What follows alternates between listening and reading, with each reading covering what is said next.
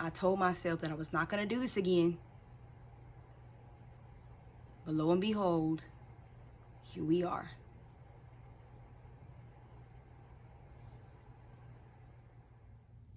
This was literally me after finding out what I had to do when I got waitlisted.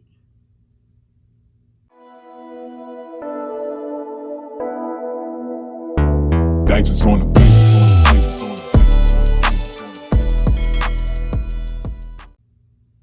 What's up, MedGang? It's your Fit Doc here. Oh. Yes, you heard right. MedGang is the name that I'm giving all of my subscribers because you guys have been so supportive of me in this YouTube channel process, and I really appreciate it. So it's your Fit Doc here, aka Kristen Simone, and I'm here to talk about what I have to do after getting waitlisted. So before I talk about that, I want to give you guys a breakdown of my application process. I have mentioned in a couple of videos that I applied late, very late. So let's walk down this timeline together. Just to be clear, I applied for the application cycle of 2020. I graduated in May of 2019. Applications opened in May of 2019. I took the MCAT in January 2020. Applications for most MD schools closed in December 2019, so I wasn't able to apply to those schools. But DO schools have a later deadline, and I was able to apply in March of 2020. But let's rewind it back. I took the MCAT in January of 2020. I didn't receive my scores until February 2020. And the DO deadlines were in March of 2020. So yeah, I cut it close. But in my head, as a college graduate of May 2019, 2021 just seemed way too far away, and I just wanted to shoot my shot. With that being said, I knew that there was a possibility that I would get waitlisted or denied because I applied so late. Now that I look back on it, I don't feel like it was necessary for me to apply for the 2020 cycle because I still had to take a summer class and then 2 more classes in the fall while working full time. So I was juggling all this for about 4 to 5 months. It was too much.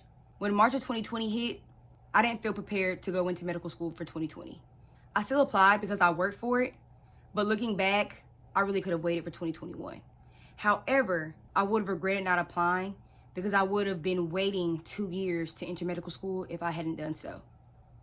But as they say, hindsight is 2020, and I feel that 2021 is a breath of fresh air for me. So I applied to Campbell University School of Osteopathic Medicine and VCOM. VCOM stands for Edward Via College of Osteopathic Medicine. I got interviews to both schools, and I actually got denied from Campbell, and I got waitlisted for VCOM. I will say, in regards to the application process, I heard back from them very fast. My interviews went great. I actually posted a video about one of them, so go ahead and check it out on my YouTube. However, I knew what the weakest link in my application was: the MCAT.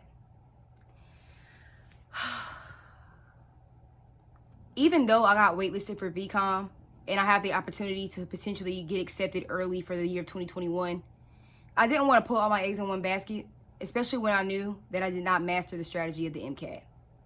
With that being said, I'll be reapplying to medical school for the fall of 2021 to about 8 other schools, and I'll be retaking the MCAT. Originally, I was disappointed, but I actually came across a study program called Blueprint, other known as Next Step. And so far, I really think that this program is really pointing out my weaknesses and letting me know where I really need to invest my time. I plan to upload videos about how I study day in and day out while still working full-time at a hospital. But so far, I haven't lost my head. This program is really helping me stay organized, and I have a one-on-one tutor that I meet with every week.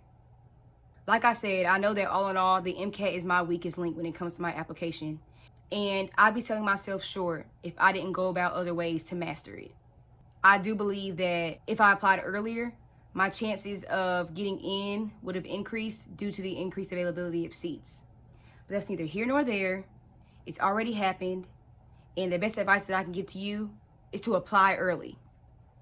With that being said, the application cycle for 2021 actually opens tomorrow. So I'll be sure to apply early so I can put myself in the best situation in the future. Lastly, I think it's important to be transparent when it comes to this med school journey because people need to know. People need to know it's a marathon, it's not a race. I've heard stories of people reapplying 3-4 times. That means 3 to 4 years.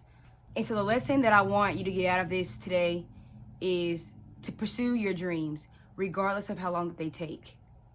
If your heart is in it, if you can't see yourself doing anything else, work for it. Work for it until it's yours. No one's perfect. There is no perfect applicant, but it's all about learning from your lessons and hoping that you can save someone else from their own. That's all for this video, guys. Next time on this channel, I'll show you exactly how I study day in and day out and how I'm going to get the best result for me when it comes to the MCAT.